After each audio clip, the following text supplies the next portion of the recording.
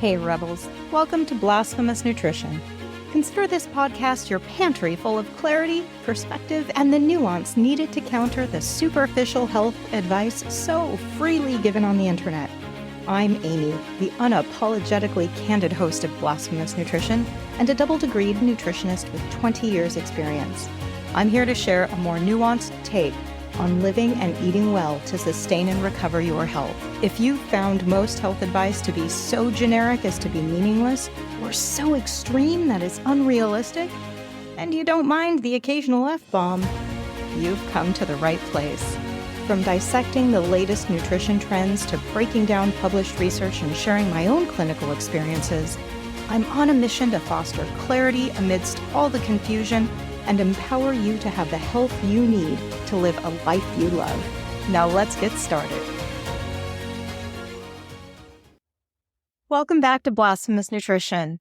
I'm your host, Aimee, and I think laughter is the best medicine, especially when served with a side of guacamole.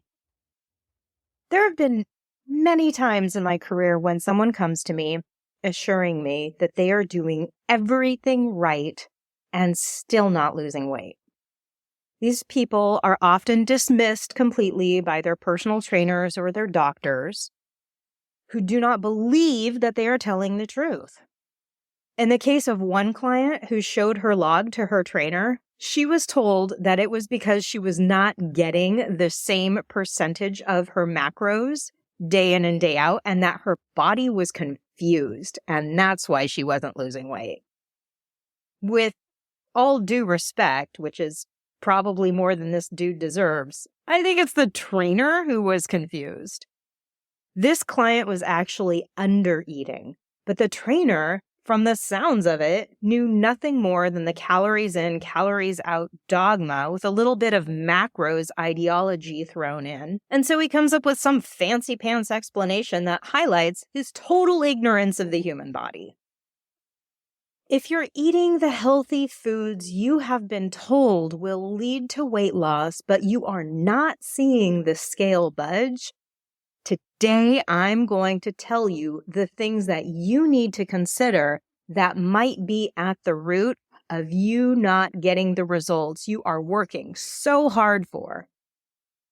Some of these may surprise you. Some of them may piss you off.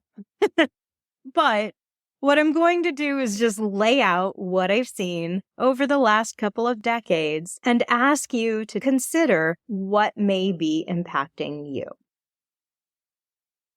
Firstly, top of the line, you may want to reassess what you're eating. If you're not already doing so, tracking your food for a week to see if you are as on track as you think you are can be very enlightening. Maybe you are chronically undereating.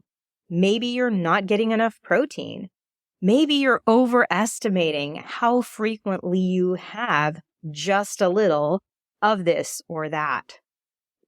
Maybe you are tracking, but you're not tracking those 3 bites of your kid's leftover rice and the sample that you had at Costco and a couple sips of wine from your husband's glass. And these things can add up to bring us to a place where we are in plateau rather than a caloric deficit. So it is worthwhile to go back and take a look with a fine-tooth comb at what you are actually consuming, both liquids and solids, to see if what you think you're doing and what you're actually doing line up. Food tracking is often a huge wake-up call. And when you're recording, you want to note not just what you eat, but also how often you decide not to eat something because it would need to be logged. This little piece alone can often reveal many ways we unconsciously are sabotaging our efforts with just a bite here and a bite there. If we're not tracking it and we're not thinking about it, it's really easy to just have a bite here and have a bite there, and then end up exceeding what our body needs in order to lose weight. But when we start tracking, we're being hypervigilant. And with that often comes these split-second decisions of, no, I'm not actually going to reach for that. because I'll have to log it. The very act of tracking leads to behavior change for many, many people. And so again, it can look like, well, I'm doing everything right. But if you are not taking into account the things that you aren't tracking that you would be consuming because you weren't thinking about it, were you not tracking, you may realize that you are overestimating the frequency of just a little bit here and just a little bit there. Okay. And before you think I'm an asshole for even suggesting this, before you throw me into the same camp as a gaslighting doctor or that jackass personal trainer, this is a human thing. Like, we all do this. We all tend to underreport and not really fully have awareness of how much we eat because our brains are not designed to quantify food. There was a study that was done that aimed to answer the question, do dietitians track their food accurately? And this was a decently well-controlled study, actually. They had a control group of what I'm calling normal people, and then they had a group of dietitians. And they had both of them track and record their food. And while the dietitians did track more accurately than those who did not have degrees in nutrition, they still underestimated what they were eating by an average of 230 calories a day. The non-professionally trained group underestimated by about 429 calories a day. So just because you have a degree and you spend all day talking about food doesn't mean that you are doing this perfectly either. It is not in human nature to weigh, measure, strictly quantify, and view what we eat in a quantified manner. So, going back and doing the best you can, having that mindfulness on what you're eating can be very enlightening, even if it is not 100% precise. And that goes for all of us. It's really easy to not see what we are doing. And then when we start to take a look at it, again, acknowledging what we are now not doing that we would have been doing had we not been tracking. Once we face that music of recording every bite, we may see that what we think we're doing and what we're actually doing may not be in alignment. Another thing that people are often surprised of when they're tracking is that they're actually chronically undereating. And if this is the case for you, your metabolism may have adapted and slowed down due to the lack of energy that it has been given. So if this is a chronic habit for you, if you have low appetite and you struggle to get enough food, or if you've had gastric bypass surgery or a sleeve put in that makes it difficult for you to eat sufficient calories to maintain your metabolic rate, you can slowly and steadily reintroduce more calories, and doing it in a systematic way will prevent weight regain. Focus on increasing your protein and your vegetables first to make the most of the nutrients and the metabolic impact of these foods. Now, it would not be wise for me to suggest logging food without acknowledging that for some people, the act of tracking can be very triggering, particularly for individuals who have eating disorders or who have a history of disordered eating behavior. So if you fall under that category, I don't necessarily advise doing this first. Let's take a look at some of the other things that may be getting in the way, and then we can come back to food logging. Another thing that some people find a little bit less triggering than using something like MyFitnessPal or a chronometer is simply writing down what it is you're eating throughout the day and not plugging it into any kind of app that's going to give you an output on macros or calories or anything that you have previously restricted in the past. So with that recommendation to closely track your food for a week, I do want to make sure that that caveat that it's not the best choice for everybody be made explicitly clear.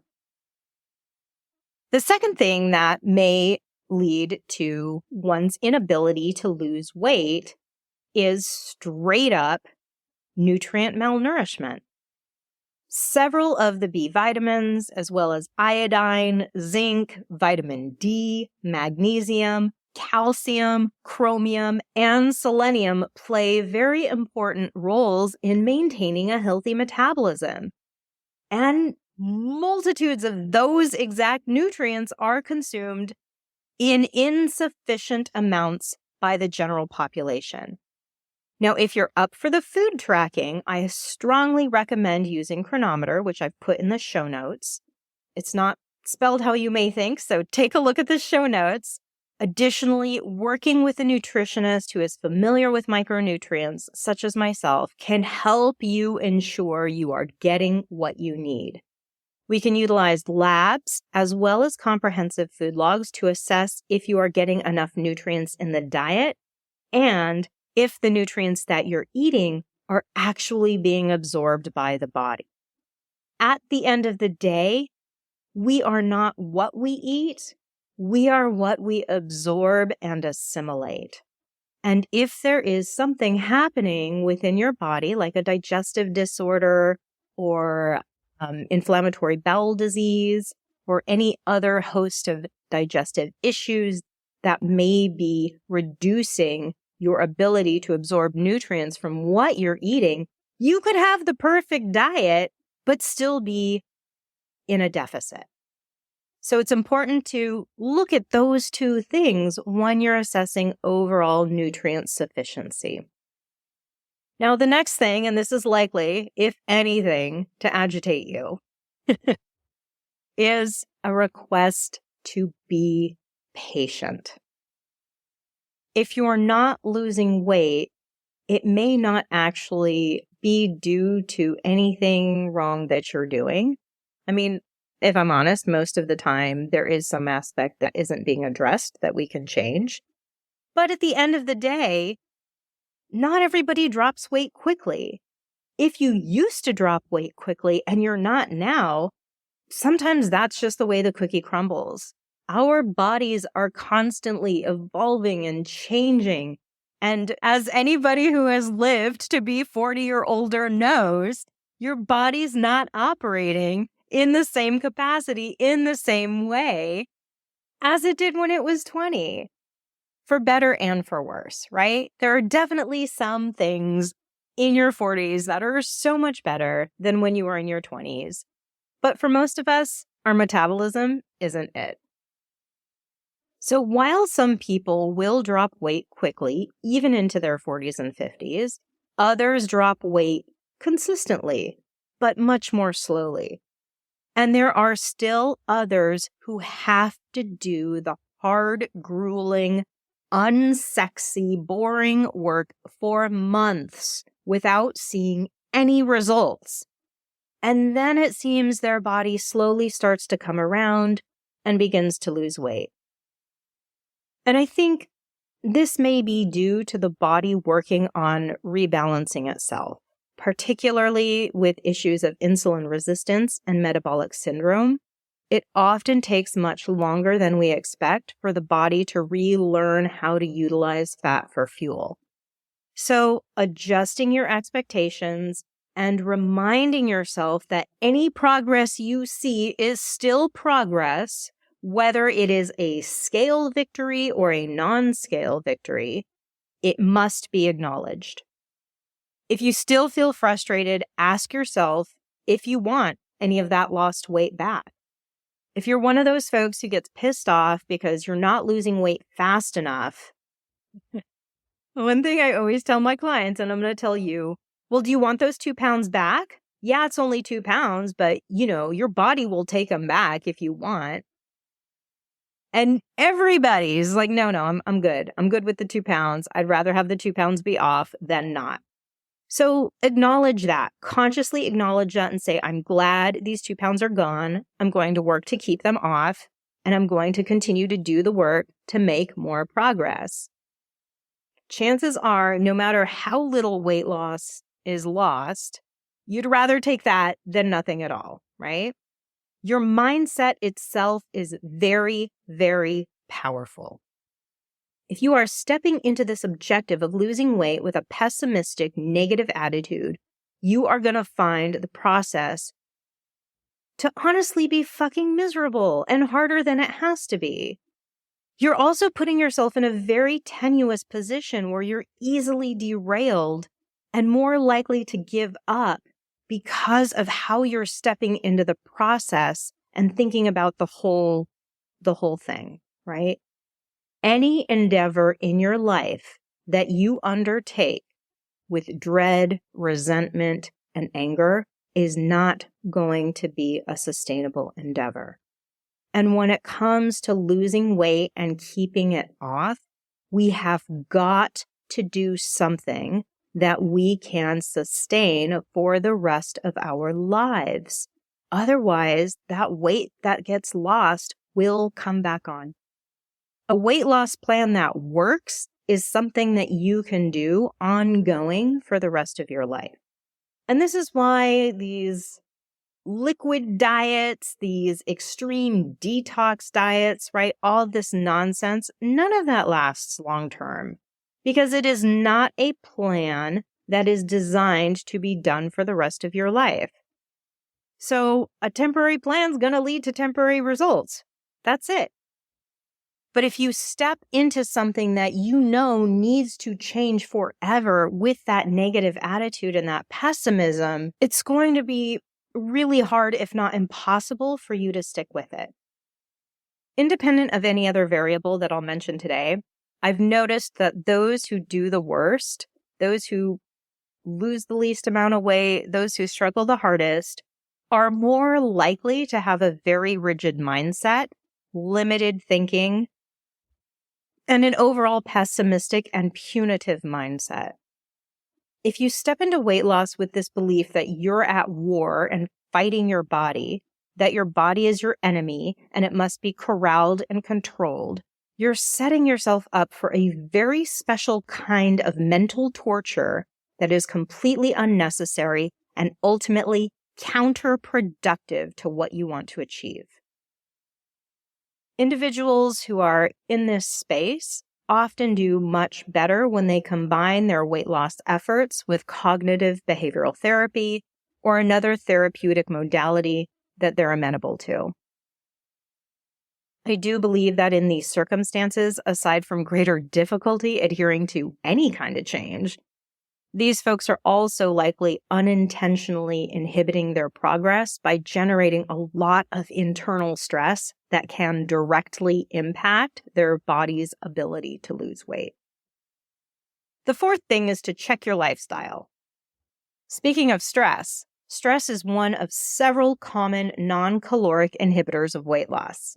Whether it's coming from poor sleep quality, chronic dehydration, or high amounts of chronic work or family or life stress, these things can hijack the results you're seeking, even when your nutrition plan is totally on point. Lack of sleep itself is a stressor on the body, and this is something, particularly in North America, that we minimize much to our detriment. Sleep is essential. Recovery and restoration is mandatory for all living species. There is not an animal in existence that does not sleep. But just like humans think they don't need to pay attention to sunrise and sunset, and they don't need to have any kind of acknowledgement about their existence as a biological being on a biological planet, just as that is not taken into consideration, when we don't take sleep into consideration, we screw ourselves over hardcore. Sleep is the time that the body has to repair and regenerate and recover. And so when we neglect our sleep, or when our sleep is of poor quality and we do not address this, we end up inhibiting cellular repair on all levels. And this leads to increased insulin resistance as well as glucose levels, even with as little as one night of bad sleep, higher cortisol levels, and lower sex hormones. This is long-term, lower sex hormones like testosterone. Sleep deprivation also totally jacks up our hunger and satiety hormones, which makes it even harder to feel full and stave off hunger during the day. Hydration is also something that's really easy to overlook, but quite important. Water is essential for most, if not all, of the metabolic processes that happen in the body. Chronic dehydration gums up the works a little bit. It's like when your oil gets dirty and it's not efficiently running through the engine of your car smoothly, right? It's a really crappy analogy, but it's the only thing that comes to mind. So being chronically dehydrated can actually inhibit weight loss to some degree. While there's not rigorous research on this, there are associations of obesity and dehydration that have been reported in the literature in both children as well as adults over 50. And excess weight itself, being overweight or obese, likely increases your hydration needs. So you may need more water than you think you do. Having a life that is stressful, whether it is chronic emotional stress from circumstances in your life or chronic physical stress from overexercise or poor sleep, causes multiple hormone disruptions, making losing weight much, much harder for many. I got started in my career working in a boutique runner's studio with a running coach.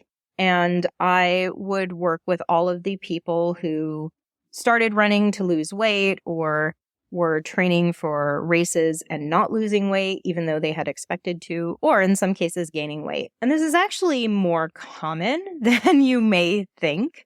And this is due to some individuals having a specific physiological makeup that leads to weight loss resistance or weight gain when they do high amounts of cardiovascular activity.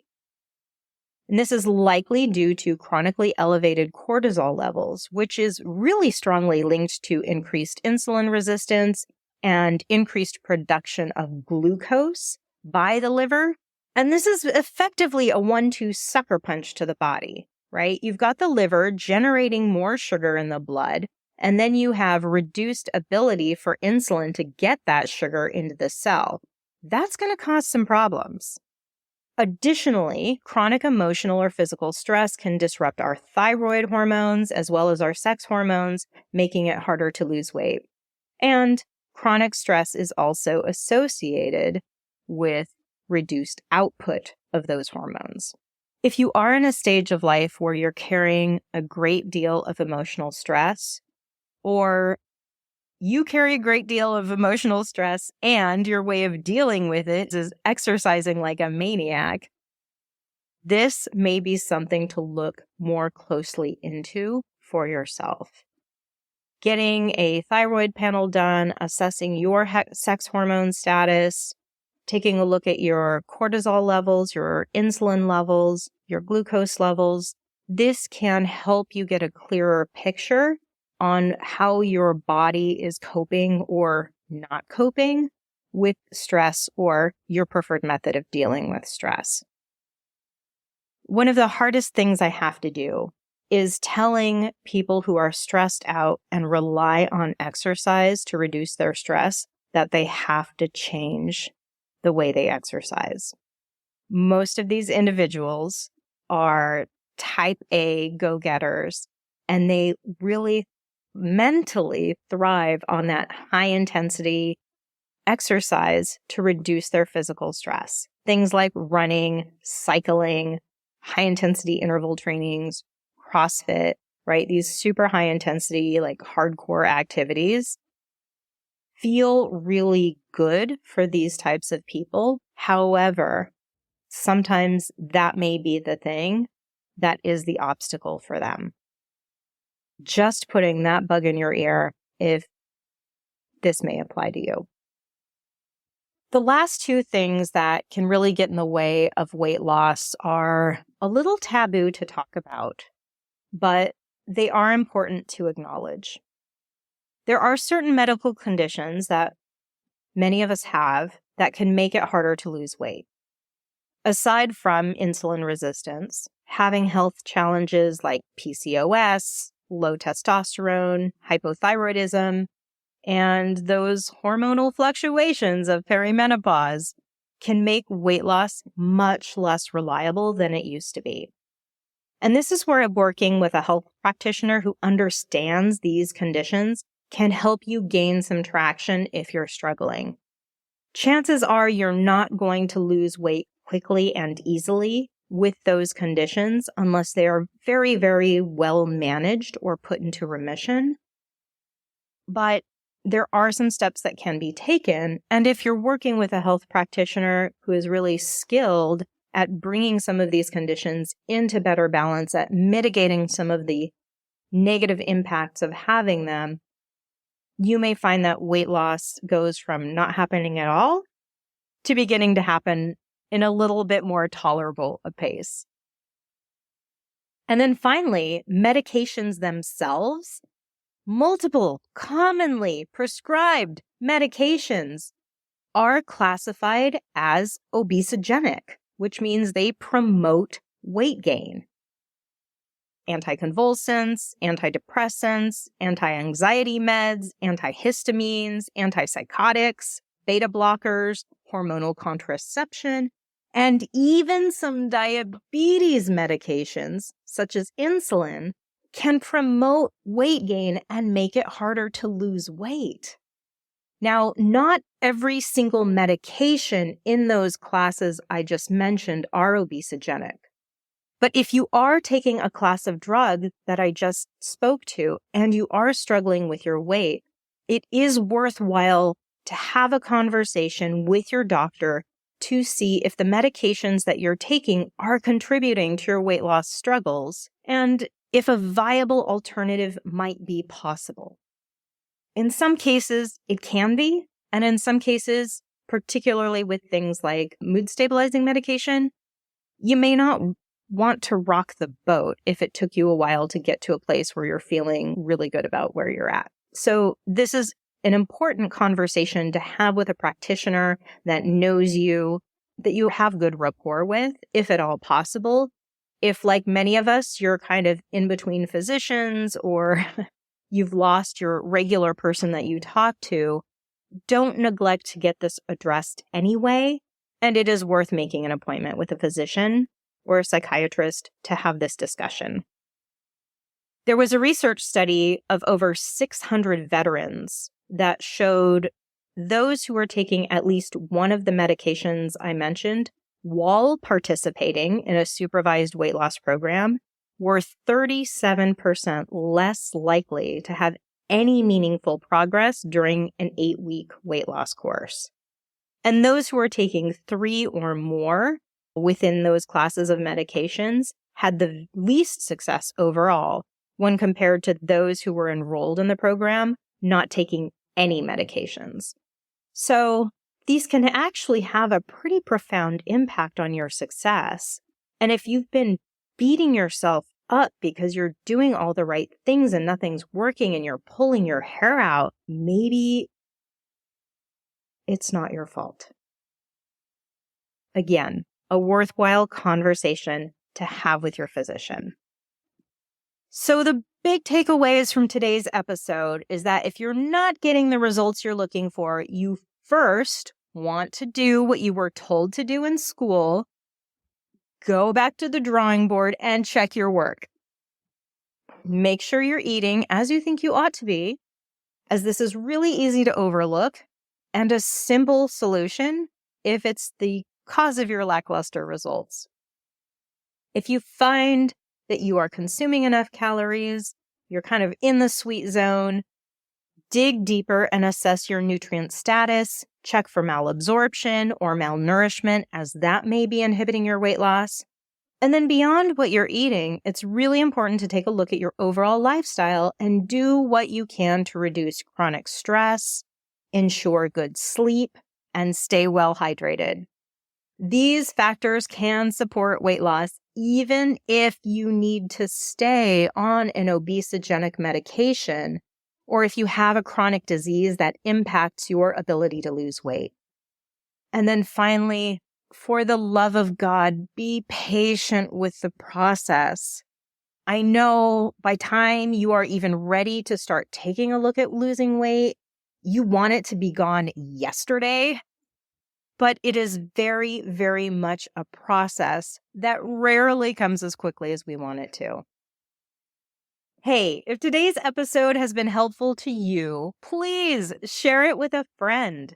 You can also leave a written review on iTunes and rate the podcast in Spotify or iTunes to help more listeners just like you find this little sweet spot of sassy sunshine to add to their podcast queue. And for those of you who have already rated and reviewed Blasphemous Nutrition, thank you so much. It makes such a difference, and it is one of the easiest ways you can let me know that this is worth all of the effort I put into each episode. I appreciate you so, so much. Until next time, my Blasphemous buddies, this is Aimee, and I am out of here. Any and all information shared here is for educational and entertainment purposes only and is not to be misconstrued as offering medical advice. Listening to this podcast does not constitute a provider-client relationship. Note, I'm not a doctor nor a nurse, and it is imperative that you utilize your brain and your medical team to make the best decisions for your own health. The use of information on this podcast or materials linked to this podcast are at the user's own risk. No information nor resources provided are intended to be a substitute for professional medical advice, diagnosis, or treatment. Be a smart human and do not disregard or postpone obtaining medical advice for any medical condition you may have. Seek the assistance of your healthcare team for any such conditions and always do so before making any changes to your medical, nutrition, or health plan.